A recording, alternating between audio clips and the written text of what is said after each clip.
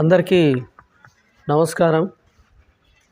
మరి ఈ వీడియో తీయడంలో ముఖ్య ఉద్దేశం ఏమిటంటే, మన శనగలగుట్ట లక్ష్మీ నరసింహస్వామి వెలిసిన విధానం గురించి మరి బయట నుంచి యూట్యూబర్లు వచ్చి ఇక్కడ దేవుడు ఎలా వెలిశాడు, మరి దేవుని యొక్క మహత్యం ఏమిటి అనే విషయాలను గురించి అడుగుతుంటారు. మరి అక్కడ ఎవరూ లేకపోవడంతో వారికి ఏదైనా చెప్పాలన్నా కూడా మనకు పూర్తిగా తెలియదు. కాబట్టి మన గ్రామంలో ఉన్నటువంటి కొంతమంది వ్యక్తుల ద్వారా లక్ష్మీ నరసింహస్వామి వెలిసినటువంటి విధానం గురించి అందరికీ తెలియజేయడమే ఈ వీడియో యొక్క ముఖ్య ఉద్దేశమని మనవి చేసుకుంటున్నాను. మరి ఇప్పుడు మన ముందుకు రత్నం మారయ్య గారు, మన పంతంగి గ్రామం వాస్తవ్యులు, వారిని అడిగి ఆ యొక్క లక్ష్మీ నరసింహస్వామి ఏ విధంగా వెలిశాడు అనే విషయాన్ని వారి ద్వారా తెలుసుకునే ప్రయత్నం చేద్దాం. ఇప్పుడు తాత, మన శనగలగుట్ట ఉంది కదా లక్ష్మీ నరసింహస్వామి ఉన్నది. అయితే ఇప్పుడు అంతకుముందు గుట్ట ఎట్లా ఉండే, దేవుడు ఎట్లా వెలిసిండు? దేవుడు అంటే ఇది ఇప్పుడు బలిరాముడా, బలిరాముడు ఏడుకో యాత్ర పోయిండు. యాత్ర పోయి వచ్చిండు, చూసిండు. వచ్చి హనుమంతుని బొమ్మ చెక్కిండు. చెక్కిన తర్వాత నాకు కూడా తెలియదు, ఉన్నమాట చెప్తున్నా నేను. గురగాడు మళ్ళీ ఉండి నేను దేవిని చెక్కిన సూదురా అని చెప్పని గురువుని మళ్ళీ ఏం తీసుకొచ్చి చూపించిండట. అది కూడా నాకు తెలియదు. అయితే ఈ తీసుకొచ్చి దాని మీద కాషాయ వస్త్రము ఏదో బట్ట కప్పిండు, ఎవరు రాములు. అయితే మళ్ళీ గురగడు మళ్ళీ వచ్చి దాన్ని తీసిండు, ఏది బట్టను తీసిండు. తీసారు కదా, అలా పాము ఏది ఉండి ఇటు దాన్ని కూడా బయటికి వెళ్ళి ఇరికింది. మళ్ళీ భయపడ్డాడు. అమ్మ ఏమే రాములు బట్ట కప్పినవు, మంచిగానే కూర్చున్న విగ్రహాన్ని అని చెప్పని అన్నాడు. గ్రామస్తుల కంటే ఇప్పుడు రాములు ఉండి చూసిండు కదా, రాములు చెప్పిండు ఫలానా దినం అంటే మంది పోతూనే ఉన్నాడు చూడడానికి. నైటు మధ్యరాత్రి రాములు ఏం చేసిండు నీరాల దీక్ష పట్టిండు కదా, ఆయన అన్నం తింటున్నాడు కదా, వద్దాం కొబ్బరి నీళ్ళే తాగుతుండు ఉంటుండు. అయితే మారయా అంటే ఏంది అంటే ఆడికిడికి కొబ్బరికాయలు అమ్మేది నేను, ఆడికాయలు కొబ్బరికాయలు తేవాలంటే పచ్చి కొబ్బరికాయలు తేవాలంటే గురగలు మళ్ళీ దగ్గర ఈ కాలంలో బాయికాయ ఇట్లా పోతే మన అది ఈ నుండి కదా, ఇది సైదాబాద్ గోదగడ్డ శేఖర్ దగ్గర అలా బాయికాడ ఉంటే అది పడేల ఎట్లా మనకి ఇట్లా కొబ్బరికాయలు కావాలి, పచ్చివే కావాలి, పచ్చడి తీస్తా అని చెప్పని ఆ కొబ్బరికాయలు కొట్టిపించుకొని బస్తాలు వేసుకొని సైకిల్ మీద వేసుకొని వెళ్ళి వచ్చేది నేను. ఒక రాత్రి ఒక టైంలో మధ్యరాత్రి 1-2 అవుతున్నట్టుంది. రాములు ఏం చేసిండంటే మామిడికి దేవుడు కనపడతాడు, మారయా నువ్వు వేరవన్నీ పోని అంటే నేను వండుకుంది వేరే జాగల. రోజు ఈడ వండేది ఈడ వండుకుంటుంది, ఈడ వండక పోయి వేరే జాగ్రత్త వండుకున్నా. అదే రోజు ఈ సీతపూలమ్మ ఇంకా చాలామంది ఆడ దగ్గర వండుకున్నారు. ఈ బర్రెరావులు లేపిండు, అమ్మ దేవుడు కనపడతాడు లేని అంటే లేచిండ్రు.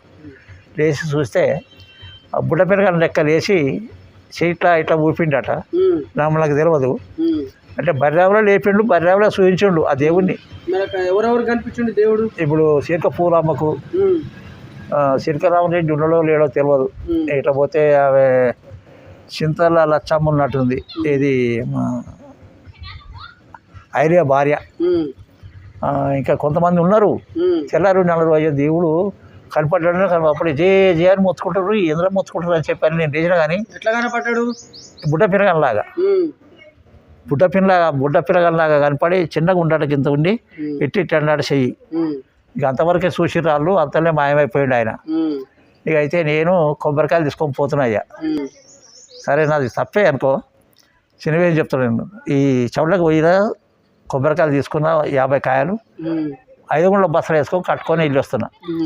ఆడికెళ్ళి మంచిగానే వచ్చిన రోడ్డు కాదు, చౌళ్ళ దాకా మంచిగానే వచ్చి చౌళ్ళకి వెళ్ళి ఇంటి దాకా మంచిగా అది రోడ్డు దాకా మంచిగానే వచ్చిన. ఈ రోడ్డు కాడ ఏం చేసినా తిట్టుకొని నేను మంచివాడిని అయితే బాగుండే దూపైతుంటే పుచ్చుకొని పోయినా దూళ్ళేదే దగ్గర కళ్ళు తాగిన 2 చెట్ల కళ్ళు తాగి వస్తుంటే ఇంటి దాకా మళ్ళీ మంచిగానే వచ్చిన. ఇంటికి మంచిగానే వచ్చిన. ఎప్పుడైతే అన్నం తిని అలా కొబ్బరికాయలు కట్టుకొని మళ్ళీ పోవాలిగా గుట్టకు. అవును. ఆ గుట్టకు పోతుంటే ఏడ ఒక దగ్గర ఉండేది ఆ బస్తా, ఊగే కిందనే పడుతుంది. దిగా కట్ట అసలు పోను, దిగా కట్ట అసలు పోను. అసలు ఎక్కి 2 పైడీలు దొక్కగానే కింద పడుతుంది బస్తా తిప్పికిన. ఎందుకు? కలదాయన కదా ఆ తప్పు.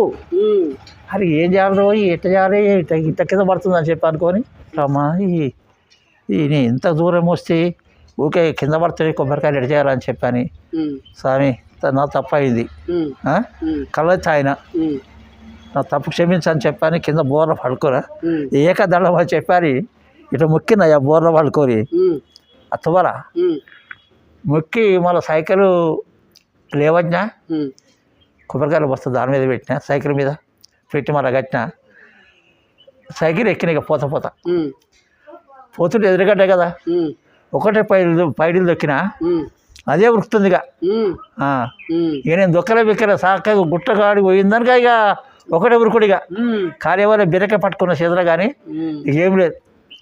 మొత్తం మీద దేవుడు మహిమ చూయించాడు. తప్పు అనేది తెలుసుకుండు.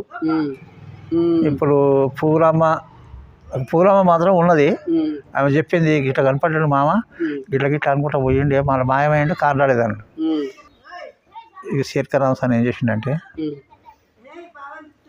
మార్యా దేవునిలాగా ఇంతో అంత జర నక్షలక కొట్టు అని అన్నాడు. ఏం చేయాలి నేను ఒక్కడిని, నేను ఆయన నుండి సరే ఎరకల యాదే చచ్చిపోయాడు నేను మనులా ఏ తాత నేను గీసిన దాన్ని సరిచేసి బాధ్యత నీదే, నాకైతే తెలియదు అని అన్నాడా అన్నాడు. సరే అయితే మరి రూపకం ఎట్లా నరసింహస్వామి ఎట్లున్నాడు ఆ రూపకం చెప్తున్నారా లేకపోతే శంఖ చక్రాలు చెప్తున్నారా ఎట్లా ఏం చెప్తున్నావు?